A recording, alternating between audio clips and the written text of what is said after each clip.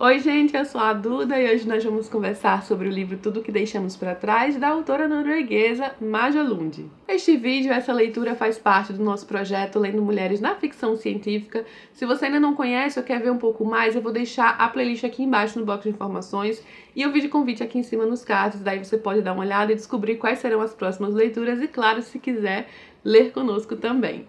Então já aproveita, curte o vídeo, se inscreve no canal e ao final deixa o seu comentário, isso é bem importante, adoro essa troca com vocês. E vamos lá para mais um livro de ficção científica, distopia, crise ambiental e de certa forma também um apocalipse. Bom, a ficção científica envolve muito desses temas, eu acho que muitas vezes quando vamos pensar sobre possibilidades futuras, o cenário não é tão agradável assim, né? Especialmente levando em consideração o que nós já estamos fazendo com o planeta. E assim como já vimos nos livros da duologia Sementes da Terra, da Octavia Butler, aqui novamente nós temos uma crise ambiental que sai completamente do controle, ocasionando muitos problemas para os seres humanos, como a falta de comida, a falta de recursos.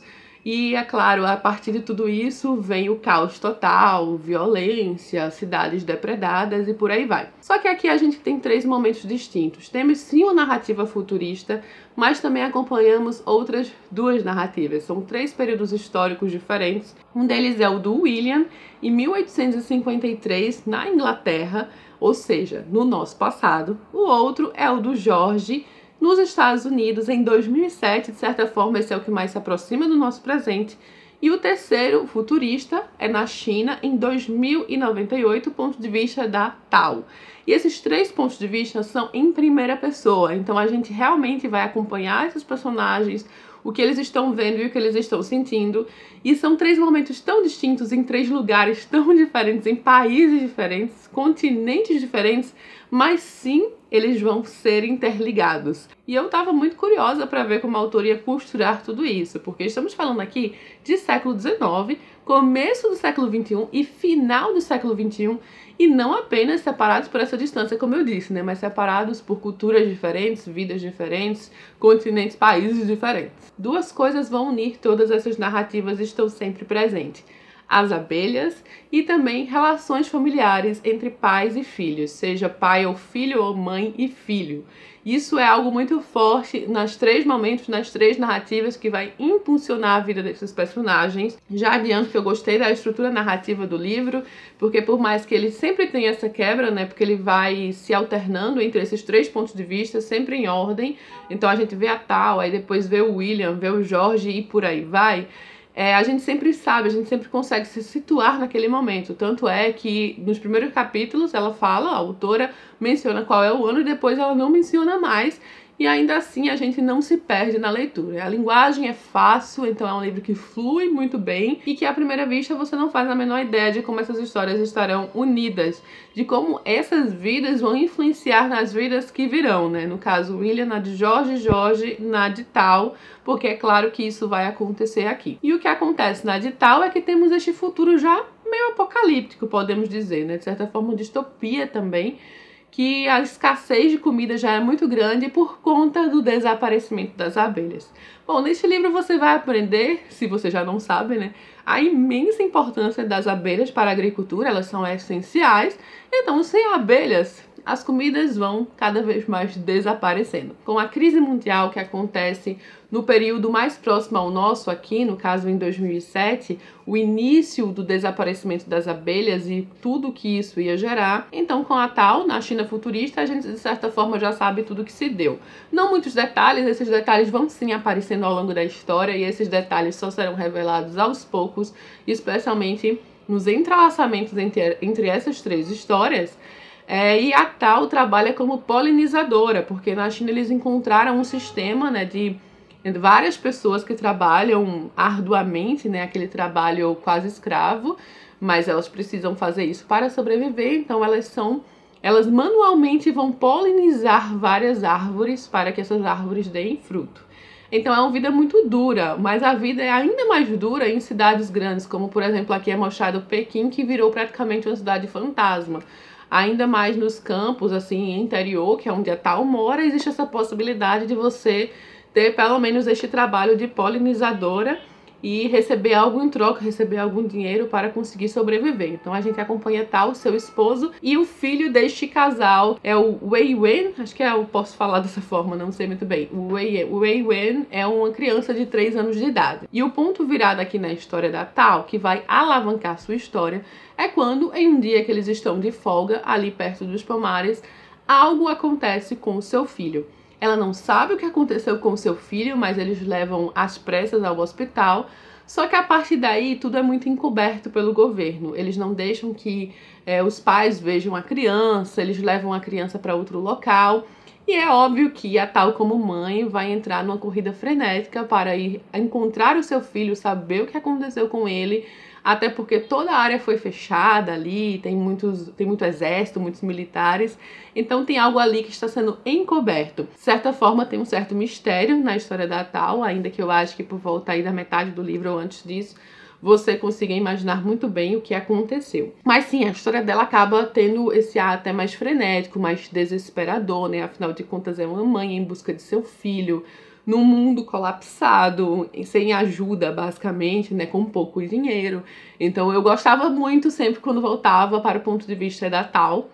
E aí a gente vai para o William. Se eu parar para pensar, gente, o William, de certa forma, na sua totalidade, foi o ponto de vista que eu achava um pouco mais parado. Porém, contudo, todavia, tem sim alguns dos melhores momentos mais próximos ao final, pontos chaves essenciais para a história. E o William é um naturalista, né? Ele é um cientista numa cidadezinha no interior da Inglaterra, no momento e num local em que isso não era exatamente valorizado pelas pessoas, não era muito bem entendido pelas pessoas, ainda existia muito essa questão de religião e que a ciência vinha para quebrar alguns conceitos. E ele se sente preso na vida em família, porque ele tinha muito da ânsia do cientista, né, de descobrir, de fazer descobertas, de gravar o seu nome na história.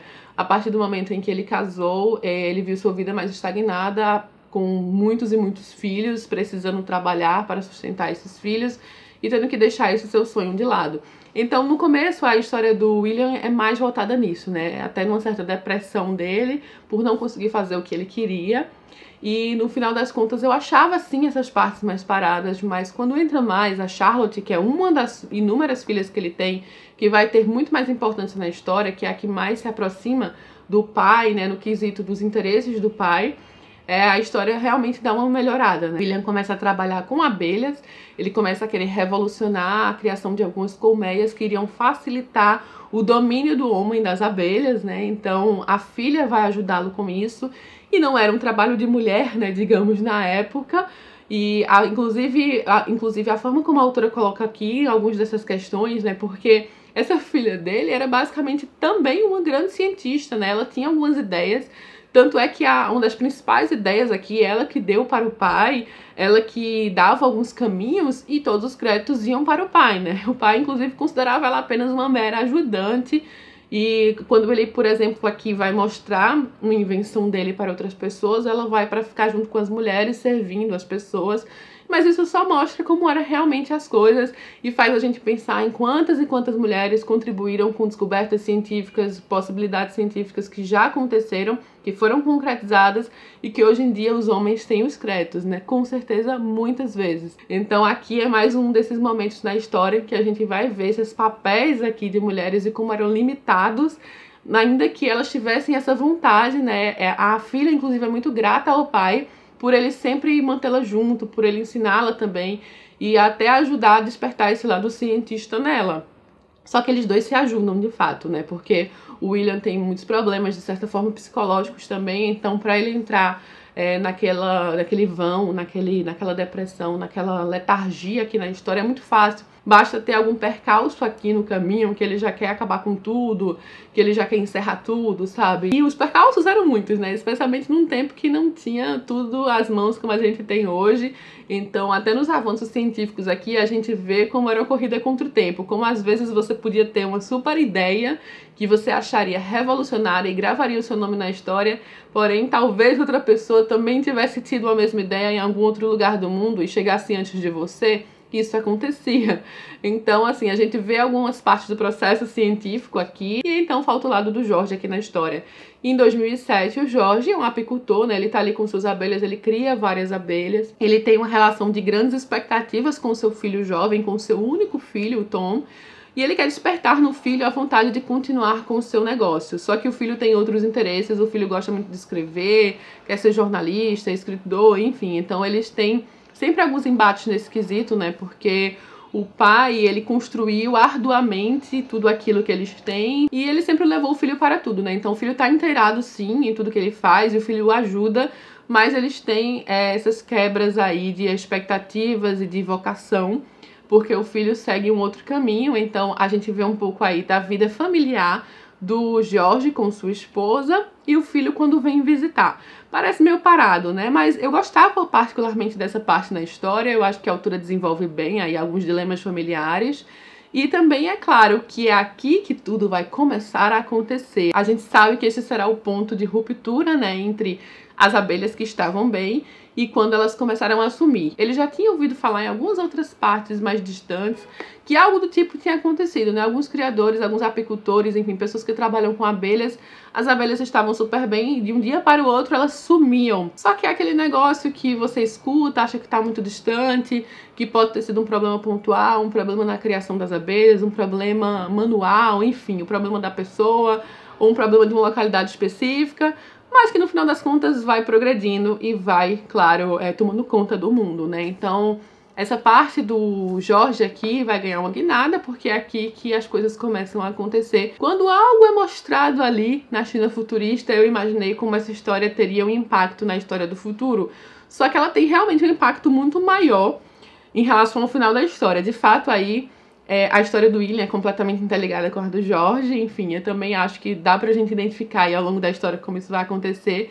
E a história do Jorge aqui e do seu filho Tom vai ter grande impacto, imenso impacto no final da história e no que vai acontecer na China futurista. Então eu gosto como a autora entrelaçou essas histórias, eu gosto dos temas que ela aborda aqui, né, sobre essa questão do domínio do homem, que tenta dominar a natureza, que tenta várias estratégias até para consertar problemas que eles próprios criaram e só piora a coisa toda. E são alertas, são problemas ambientais, são problemas que nós já enfrentamos. A autora pesquisou muito, muito, muito sobre abelhas aqui, porque você percebe que a coisa é muito bem colocada na história, muito bem explicada. Ela própria menciona nos agradecimentos ao final como ela estudou isso a fundo, como ela teve a ajuda de vários especialistas para construir essa história. A extrema importância das abelhas para nós. Você já sabia da importância das abelhas? Diz aqui embaixo nos comentários. Então eu gostei de como a história se estrutura. Ela é uma história um pouco mais parada em alguns momentos, sim.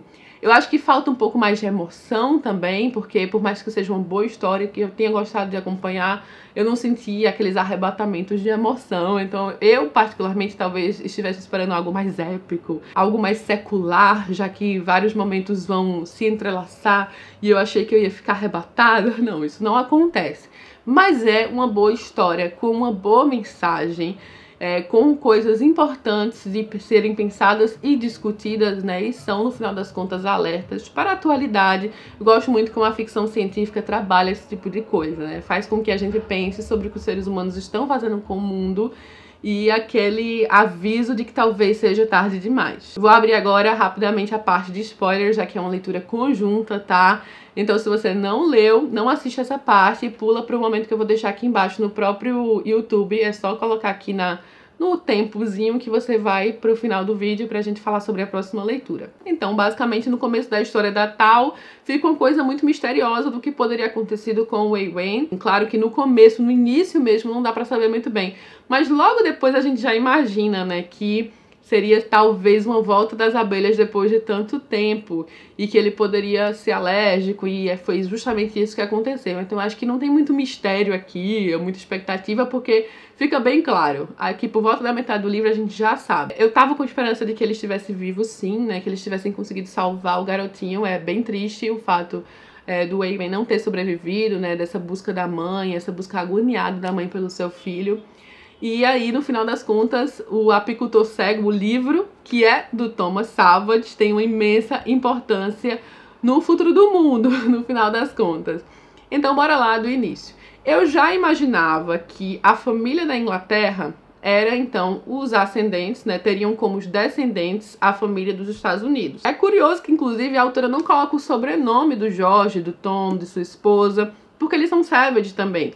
Então ele não entrega de cara que eles são os descendentes diretos do William, que a gente também está acompanhando, mas o próprio George menciona, né, que a sua antepassada, que veio da Inglaterra com o desenho das colmeias e tudo mais, e foi isso que começou aí a vontade das pessoas da família em cuidar e criar abelhas. Então, claro, isso já fica meio que estabelecido que eles são descendentes diretos e que essa questão, aquele interesse nas abelhas lá atrás, vai ter um grande impacto em toda a família, nos descendentes, a ponto do George ali, no século XXI, ainda trabalhar com isso. Obviamente que imediatamente eu não me dei conta que o filho dele seria o escritor do livro Apicultor Cego, porque quando a gente para ver, é uma das primeiras coisas do livro, né? É a Tal mencionando este livro que ela leu na escola. Quando o Apicultor Cego é mencionado de novo, mais próximo ao final do livro, quando a Tal o encontra numa biblioteca, fica muito claro ali quem é o escritor, mesmo que a autora não entregue. Ali eu já sabia.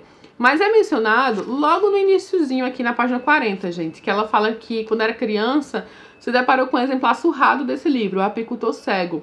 Uma tradução desajeitada do inglês, que o livro atraiu muito, que foi publicado em 2037. Saiu, inclusive, um pouco antes do total colapso da catástrofe global dos insetos polinizadores terem sido extintos da Terra, mas só um pouco antes, o processo já havia começado há um tempo. E ela diz, né, que o livro fala sobre a possibilidade de que temos de controlar nossos instintos, porque somos pessoas, né, esclarecidas, somos seres humanos racionais, sobre a necessidade de nos distanciar de nossa própria natureza a fim de viver na natureza. Nesse quesito, eu acho que da natureza destrutiva do ser humano, né, também egocêntrica do ser humano, a fim de viver na natureza e com a natureza. E o valor da educação. Ela já menciona como esse livro teve um impacto muito grande na vida dela. E a gente vê muito sobre essa veia escritora do Tom, né? Então eu imaginei depois que ele teria escrito o livro. Foi um livro muito importante, traduzido, claro, para vários idiomas, chegou inclusive na China, e é um livro que no final das contas vai ter aquela importância até no futuro da humanidade, porque ensina, no caso, fala sobre não cometer os mesmos erros, que eu acho que é uma mensagem que o próprio livro vai deixar para nós, né? Sobre aprender com os erros do passado, não cometê-los novamente, a importância da preservação do conhecimento através da palavra escrita, né? Como mesmo depois de tanto tempo isso ainda prevalece. E é só através dos erros assimilados e compreendidos que se pode moldar o futuro. Então é isso que vai acontecer aqui, porque na verdade a Tal sempre foi mais esclarecida, né? Ela sempre foi estudiosa, ela tinha um futuro brilhante pela frente que não pôde ser concretizado. Então quando ela se impõe ali em relação ao que ela acha os mesmos erros que serão cometidos, né? Que basicamente o ser humano só vai conseguir viver ali em harmonia com a natureza se desdobrando e evoluindo da forma como deve ser, se ele parar de tentar dominar absolutamente todos os aspectos. Que era mais uma vez o que aconteceria aqui. Então ela enxerga aqui uma oportunidade de fazerem diferente, né? De deixarem a coisa acontecer, porque a vida encontra o caminho, como já dizia ali o livro do Michael Crichton. Então as abelhas voltaram, elas podem voltar, só que mais uma vez, será que o ser humano vai acabar com tudo? Obviamente a gente viu aqui que o impacto no desaparecimento das abelhas foram questões como agrotóxicos, foram questões como aquecimento global, enfim, foram questões que o homem influenciou diretamente. A monocultura é mostrada aqui no livro um pouco da história do que aconteceu no passado através da pesquisa da Tal. Então, para que isso não aconteça novamente, o ser humano vai ter que aprender com tudo o que aconteceu. Será que tem jeito? Será que a coisa vai pra frente, né? Será que é possível deixar de lado essa natureza destrutiva, essa natureza controladora que o ser humano tem em relação ao planeta Terra? Quando aqui já aconteceu o pior, é necessário aprender para que as coisas não piorem ainda mais, né? Porque, quem sabe, há esperança no futuro. Afinal de contas, ali as abelhas começam a voltar. Então eu gosto muito do final do livro, sabe? Eu acho que ele deixa uma mensagem muito legal. Talvez minhas expectativas fossem favoritar e amar, isso não aconteceu. Pra mim é um bom livro, tá? É um livro 4 estrelas, assim como o livro anterior que nós lemos, Código Mãe, eu achei um bom livro. E eu gostei muito de ter conhecido essa autora norueguesa que ganhou prêmios, né? Que fala sobre ficção científica de uma forma tão legal e tão fácil, assim, de ser compreendida. Tô curiosa para ler, além do Oceano com vocês no projeto um pouco mais à frente. Espero que também vocês tenham gostado do livro, tenham curtido a experiência. Conta aqui embaixo se você já leu, se você gostou, o que você achou, se você quer ler. Vamos trocar uma ideia nos comentários, gente. Eu acho que essa é a melhor parte. Vou deixar o link para a compra do livro aqui embaixo, como sempre. E também da nossa próxima leitura conjunta neste projeto Mulheres na Ficção Científica, que é o livro A Mão Esquerda da Escuridão, da Ursula Le Guin. Gente, eu ando querendo ler esse livro há tanto tempo, sabe? Finalmente eu vou conhecer essa autora tão incrível, tão famosa de ficção científica. Então aí tá dada a partida já para a nossa leitura conjunta deste livro, que tá um pouco atrasado sim, então no caso o projeto em si tá atrasado, né? Então agora eu tô seguindo até um cronograma normal. Quem sabe um dia eu consiga colocar certinho, de acordo com aquele calendário inicial. Mas então o vídeo desse aqui vai sair em março, tá, gente?